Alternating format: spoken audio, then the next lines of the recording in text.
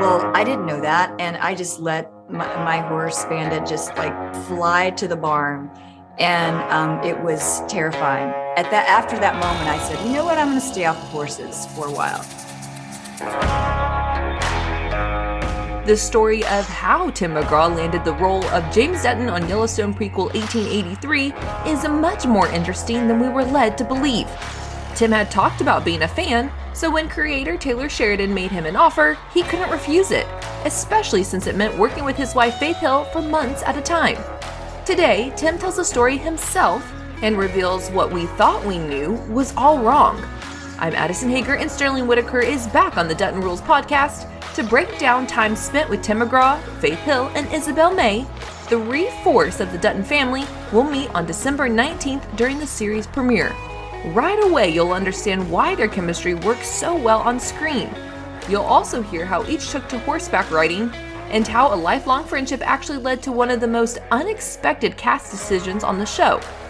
A very quick reminder to tap follow wherever you're listening, and then share a rating and review if you're enjoying the analysis and research.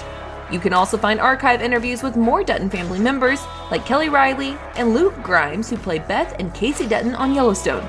Our email address is staff@tasteofcountry.com for any questions, comments, or theories you might have about this show or Season 4 of Yellowstone. This is Episode 9 of Dutton Rules, a Yellowstone 1883 podcast. Episode 10 will drop on December 19th and include a full recap of the first 2 episodes. Consider this your 1883 primer with Taste of Country writer Sterling Whitaker.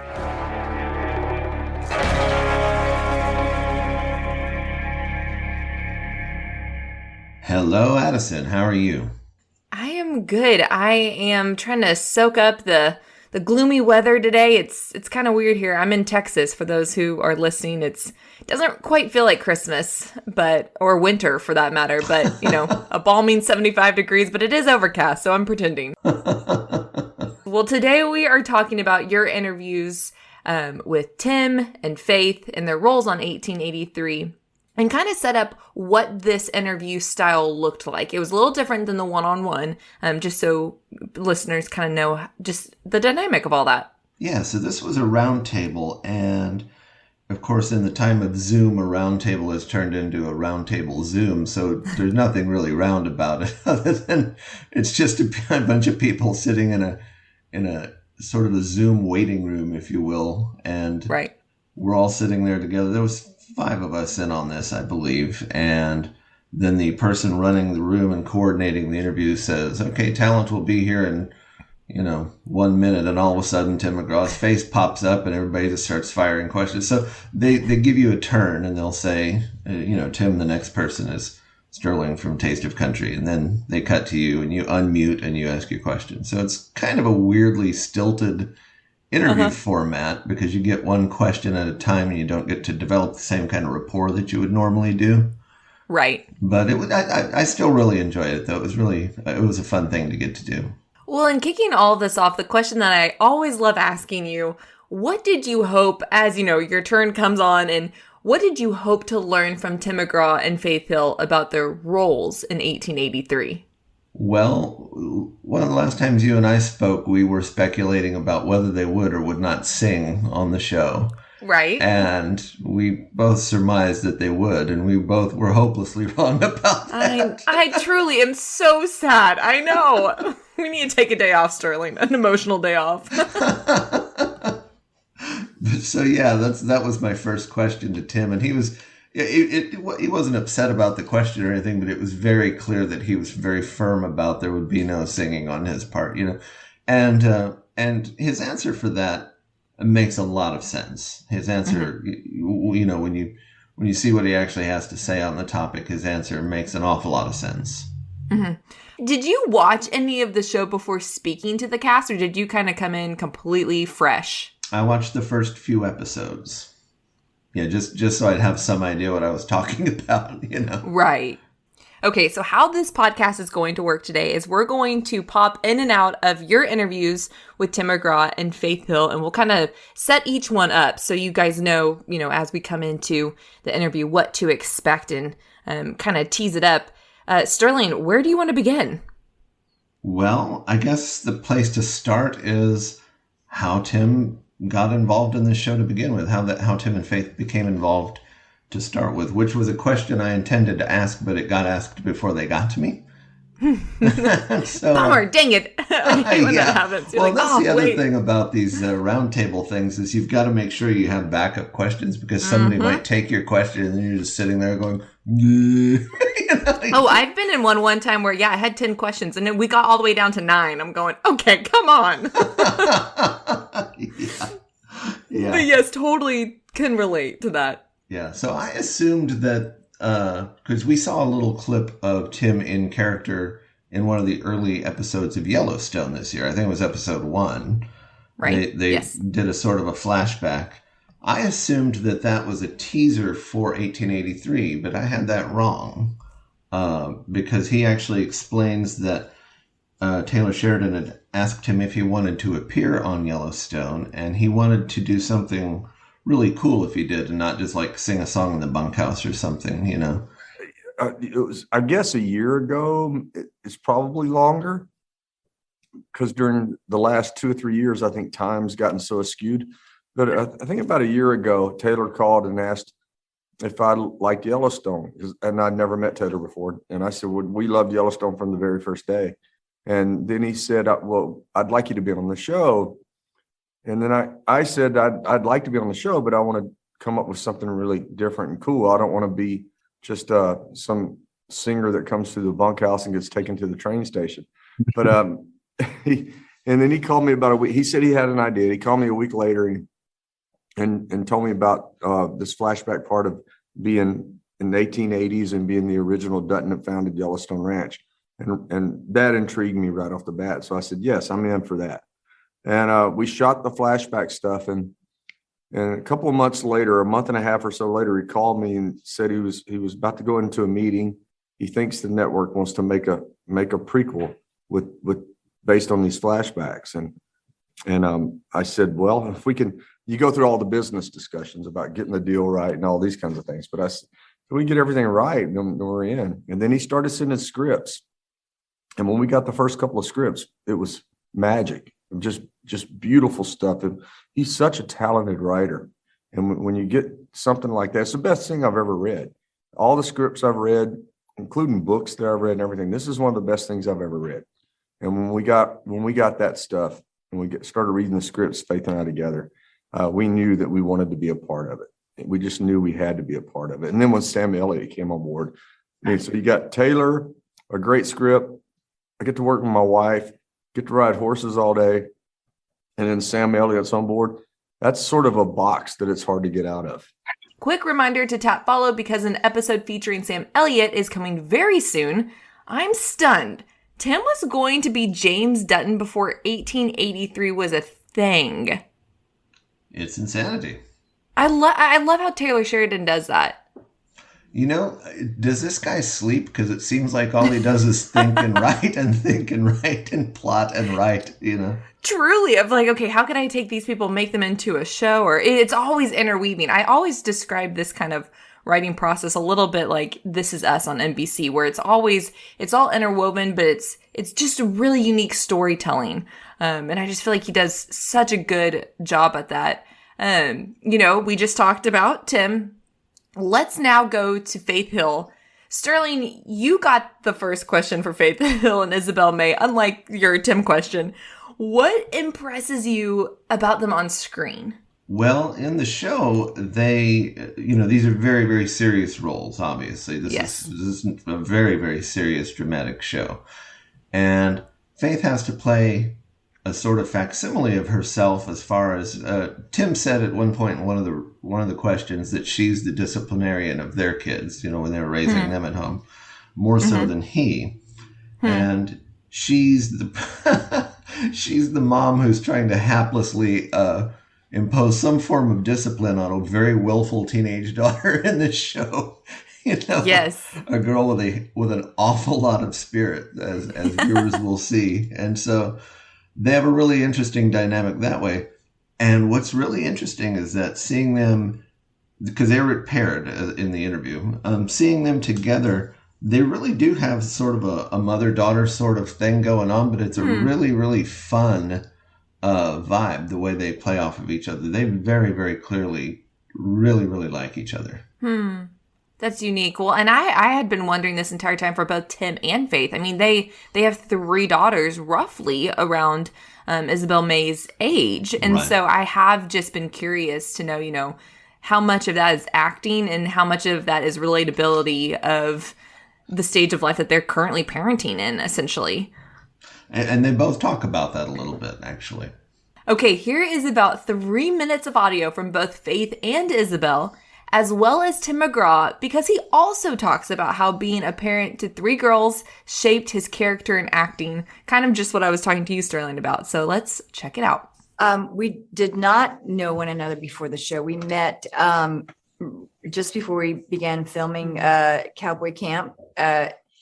It honestly pretty natural. It was a natural, pairing on it. Just, I don't know. I think the writing, the way the script is written between for Margaret and for Elsa, the characters that we play. I think the fact that I am a mom of 3 and Isabel does have traits of, each of our daughters. But yeah, it was that one way to describe it. But I think the writing and the script set the tone of what the relationship was going to be. But immediately we just hit it off. The fact that we have dimples and wanting her to embrace her beautiful dimples.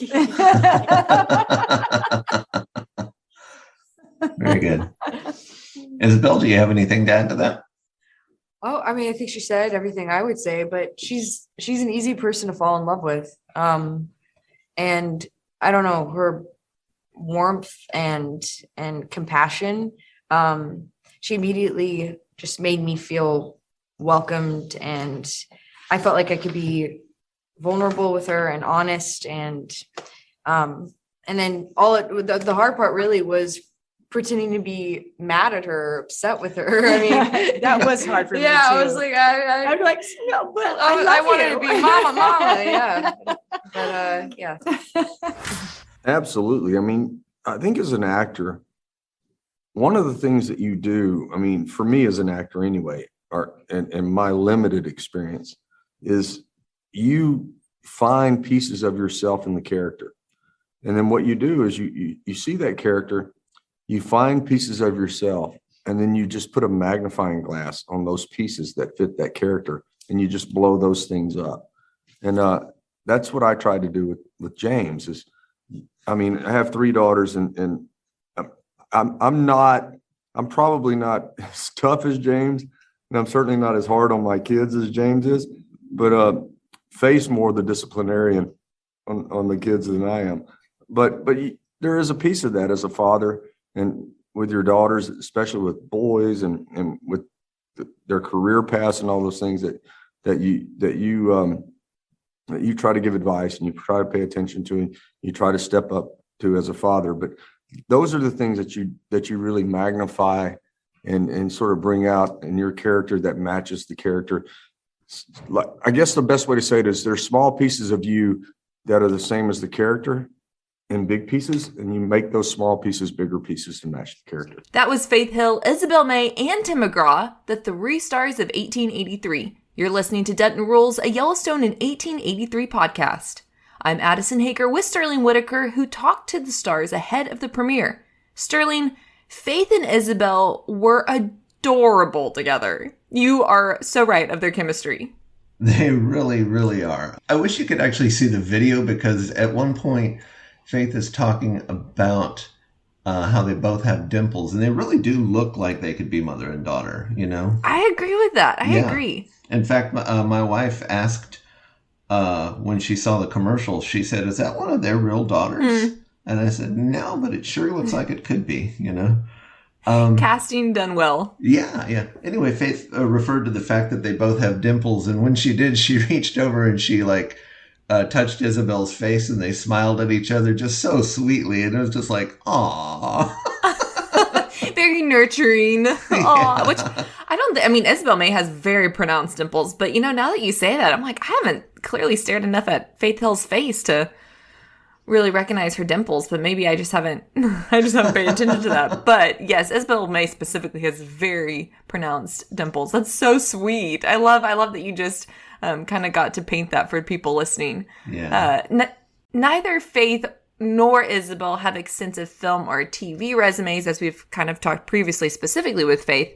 Do you think that starring in a show that adds on to 4 seasons of Yellowstone kind of adds pressure to their performance?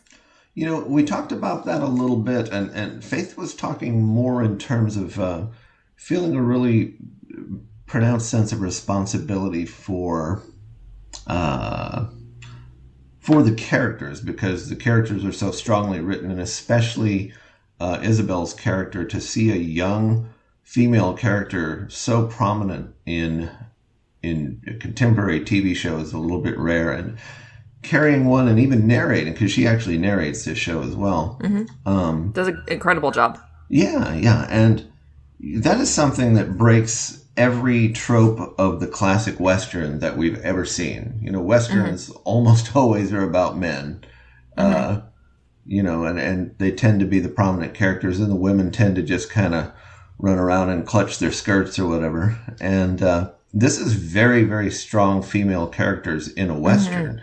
And so she was talking about the sense of responsibility that they felt to give performances that live up to that kind of strong writing.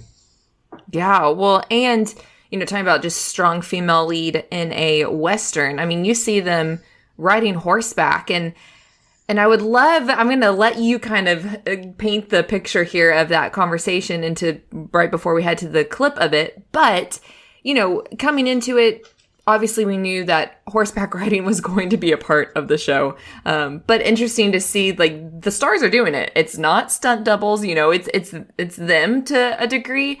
Paint the picture of when you got to talk to them a little bit more about with Tim and Faith, of if they had experience, or was that a completely new thing for them?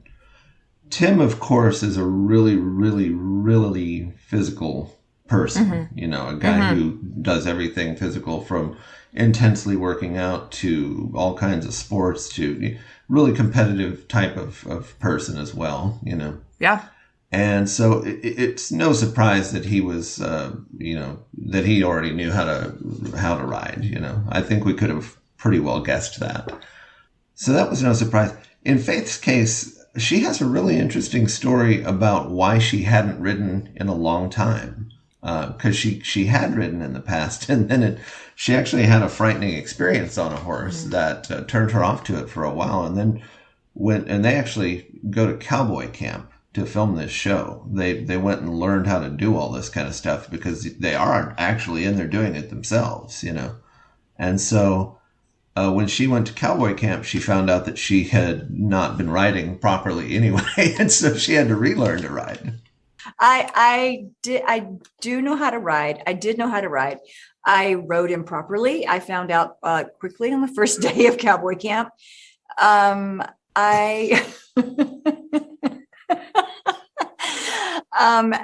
After our third child, we had horses, and I had a horse named Bandit, and I had a really, really scary experience with him.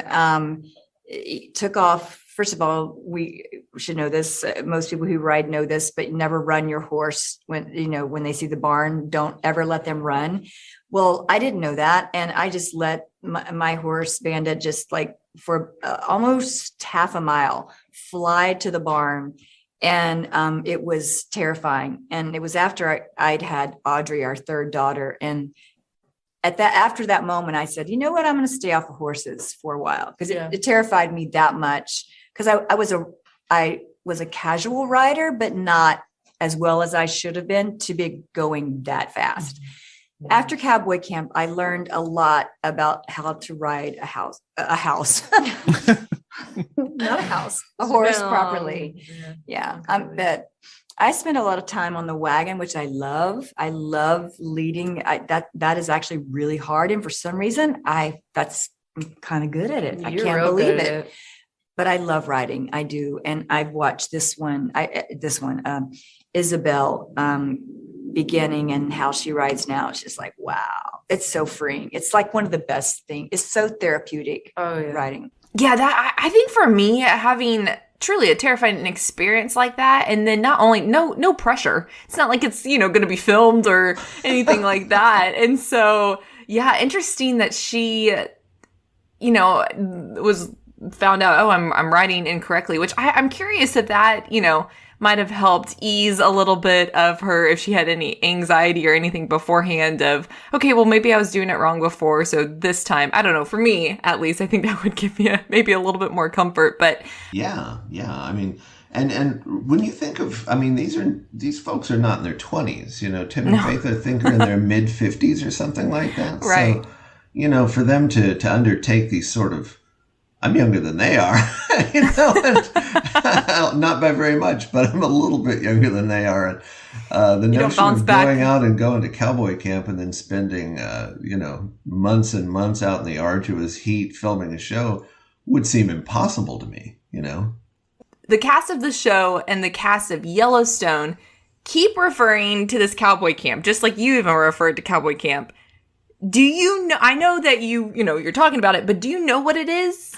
I don't really know exactly what it either. is. They obviously all learn to ride because that's the central part of, that's a really central part of the show. You have to, I'm sure they must have to learn how to use all of the various stuff that they're doing, because especially in a case, because Yellowstone's set contemporary, but 1883 is set in 1883, and everything was different from the clothing to the doorknobs. I mean, everything about the work that they're doing, because they recreate things authentically on the show. Yeah, and the props that they're using, you've got to learn how to use some of that stuff. In Tim's case, he's using lots of guns and weaponry as well. Actually, Faith picks up a gun pretty early on as well. And, as we saw with another unfortunate on-set incident on Alec Baldwin's Western, that you need to know what you're doing with that kind of stuff, or that can go badly wrong, I would have loved to have been a fly on the wall to watch all of that go down and just seeing, I would have loved to be there for the very beginning to see how they started out, and then the end, just to see how they progressed and, what they got comfortable with and all the above. I think that just would have been really cool to kind of get a behind the scenes look, if you will. I'll tell you one thing that evidently Cowboy Camp does consist of, and this didn't come from Tim and Faith. One of the other actors was telling us that they're even eating like an authentic prairie diet. Like they're eating beans and rice and all red meat and that kind of stuff. Wow. Talk about getting really in character. You were fully, I was wondering that. I was going to ask that next of, are we even eating the type of food? But yep. You heard it here first. It is really going all in, 0 to 100. It's not a show for vegans to act on. No. On the way next, we have a great outtake from Faith Hill and Isabel May that left one of them blushing. But first, Tim McGraw talking about being close friends with another star on the show. Tom Hanks makes a cameo during episode 2, and as it turns out, they go way back. So, but yeah, he's a great guy. We've been friends for a long time. Rita, his wife, and Faith are best friends, and Tom and I have been friends. We've been friends for 25 years, 24 years. So, I knew that there was this part in there, and I gave him a call and said, "Hey, would you be interested in showing up and doing a cameo in this show that we're doing?" And he goes, "Tell me when to be there." And he showed up, and he walked on set. We didn't see each other that whole morning because I didn't want to see what he looked like. He didn't want to see what I looked like because we know each other so well. So when he walked on set, it was pretty magical. And when he puts his hand on my shoulder in that scene, you could feel the weight of the world between both of them with what had gone on. And it was a pretty heavy scene. That's Tim McGraw talking to media about the show 1883. You're listening to Dutton Rules, and Sterling Whitaker and I are visiting conversations he was a part of with the cast members ahead of the premiere on December 19th. Sterling, sometimes musicians and actors can stick to a script because they're afraid of spoiling something or saying something controversial. Do you find that this was the case here? No, I found that these were really pretty unscripted interviews. These are people who have been working really, really long, hard hours. You could see that some of the cast members were visibly exhausted. And Faith mentions that it wasn't over yet, that they were headed back to Texas to shoot the very following morning, early in the morning, with some intense scenes that were still coming up to finish this thing. And so, these people have been working really hard, and they're obviously have a lot of pride in what they're doing, and they were very, very open about sharing. It didn't seem like they were being told what to say and what not to say, Well, and on that note, Sam Elliott, you also got to interview him. And so that's not in this podcast episode, but you guys be on the lookout. We will be having Sam Elliott's one. So we can't give any spoilers yet, Sterling, but keep going about Faith and Tim and Isabel. Forget about Sam, people. Yeah, you didn't hear that. You didn't hear that, guys. We'll pin that for another day. That's right. But no, in Faith's case, Faith is a lot earthier than people who haven't met her think she is. She's really a country girl at heart. She's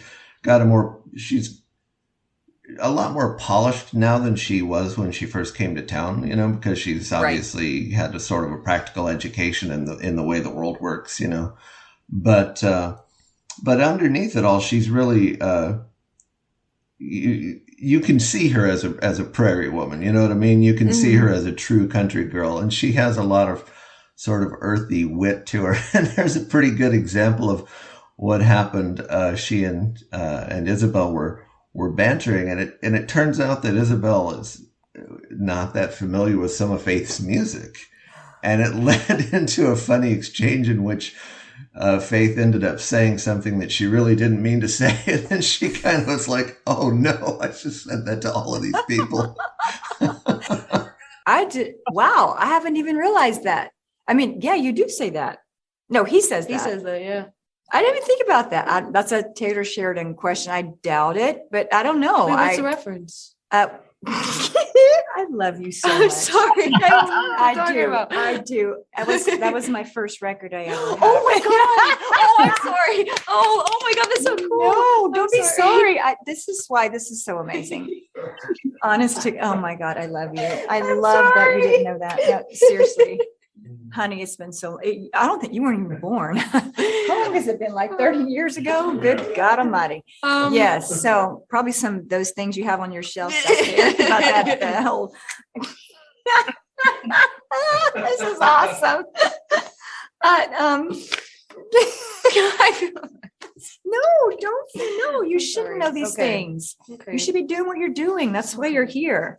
That's why you are Elsa. My God, nobody could play that if you paid attention to that shit. I don't think sorry. I don't think it was a reference. I don't think it was. Because I remember Taylor, when we were shooting that scene, it was kind of just on a whim. He just kind of threw it at the guy. So, oh geez. Oh my God. I'm going to be fired and kicked off of every interview ever. Sorry. Thank you. Thank you. Oh, you're welcome. Okay, after listening to that, I love them even more, of just seeing that more natural, non-scripted. I'm here for it. Yeah, they're really, really wonderful. Okay, one last clip, and then Sterling, I'm hoping you can come back to preview what's next from you, and we kind of teased it a little bit earlier, but this is Tim McGraw talking about how his role of James Dutton is different from other roles he's played. I don't know that it's that much different than anything I prepared for, other than the physicality of it, which I guess the toughest part is I'm sort of a gym rat, so I have to be in the gym every morning. So the toughest part is being up at 3 a.m. every morning in order to make your call time. So that's probably the hardest part of it is getting up at 3, getting your workouts in, because there's been a couple of days where I didn't do that, and the energy's not the same on set. But that was the main part of the prep, is just keeping my mind together, which is my workouts are sort of like my meditation in a lot of ways. So to have that, and that's the time that I go over my lines in my head, and I prepare for the day and try to be ready for what's going on. And I try to know everyone's lines in the show. That way I can sort of feel the moment and be in the moment. Yeah, one thing that's interesting to note is that both Tim and Faith talked about how physically demanding this show is. They're not on a sound stage, taking lunch breaks over in the cafeteria. They're rolling around the plains out there in a wagon and on horseback and that sort of thing.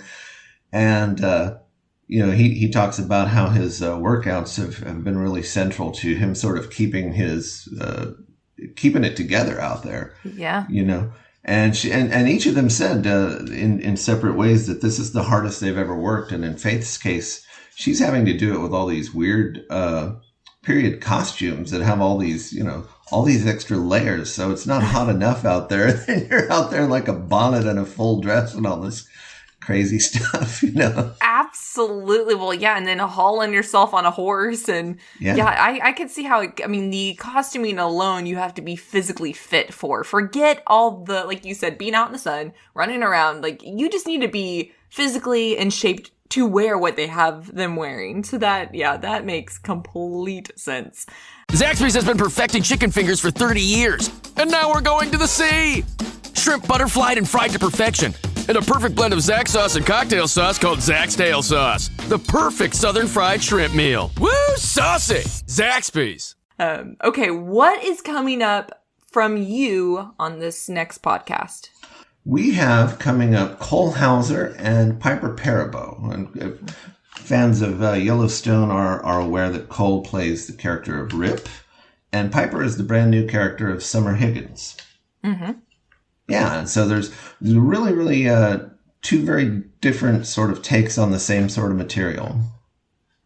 I'm excited to hear which one of them is similar to their character and which one is different. Will you be talking about that a little bit? Absolutely. And I think people might be a little bit surprised at what the answer to that is. Well, I am excited. Okay, and then the following week, who do we have? After that, we're coming back to 1883 and got to have some time with both Sam Elliott and a guy named LaMonica Garrett, who Sam, of course, is one of the highlights of this cast, or he would be the highlight of any cast, of anything, basically. And he plays a Pinkerton agent who's accompanying them on this wagon train journey. And then LaMonica plays a guy named Thomas, who is his friend and his colleague. And they have some really great things to say about each other. What LaMonica has to say about Sam is one of my favorite things that got said all day, I think. Well, ending this here, speaking of Sam Elliott, a little birdie told me he's particularly intense. You think? Just a little bit, yeah. He was perfectly friendly, but I don't know if friendly. He's very approachable, and you don't feel like you can't speak to him or anything. But he's definitely a very, very, very serious person, and that comes across well. That's Taste of Country's Sterling Whitaker, our go-to for all smart questions and insight into the cast and characters of both 1883 and Yellowstone. More episodes and breakdowns and cast interviews from both shows are coming very soon, so be sure to tap follow and share your feedback or your ideas at staff@tasteofcountry.com. I'm Addison Hager, and this episode of Dutton Rules, a Yellowstone 1883 podcast, is written by myself, Sterling, and Billy Dukes, and produced by Billy Dukes. A full Dutton Rules breakdown of episode 1 and 2 of 1883 is set for this Sunday, followed by a recap of episode 8 of Yellowstone. Dutton Rules is another great Town Square Media podcast.